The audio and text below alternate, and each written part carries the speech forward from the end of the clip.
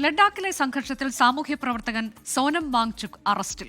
പ്രകോപന പ്രസംഗം നടത്തിയെന്ന് ചൂണ്ടിക്കാട്ടി ലഡാക്ക് പോലീസാണ് അറസ്റ്റ് ചെയ്തത്. സോനം വാങ്ചുക്കിന്റെ NGOയ്ക്ക് ലഡാക്ക് ലഫ്റ്റനന്റ് ഗവർണർ നോട്ടീസ് നൽകി.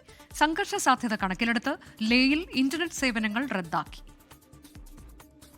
ലഡാക്കിന് സംസ്ഥാന പദവി ഉൾപ്പെടെ വിവിധ ആവശ്യങ്ങൾ ഉന്നയിച്ച് നടത്തിയ പ്രക്ഷോഭത്തിന് പിന്നാലെയാണ് സോനം വാങ്ചുക്കിന്റെ അറസ്റ്റ്.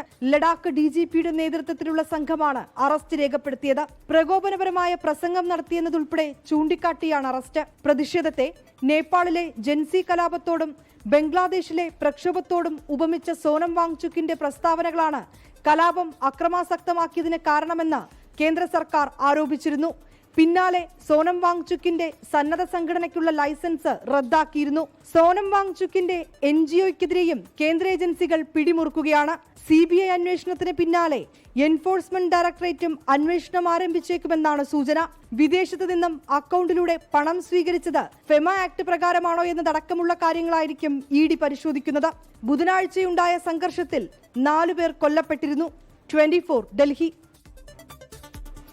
ലോകത്തെവിടെയായാലും ഏത് സമയത്തും 24 വാർത്തകളും ഓഗ്മെന്റഡ് റിയാലിറ്റി പാക്കേജുകളും എക്സ്പ്ലെയിനറുകളും വിശദമായി കാണാൻ ഞങ്ങളുടെ YouTube ചാനൽ നിങ്ങൾക്ക് സബ്സ്ക്രൈബ് ചെയ്യാം.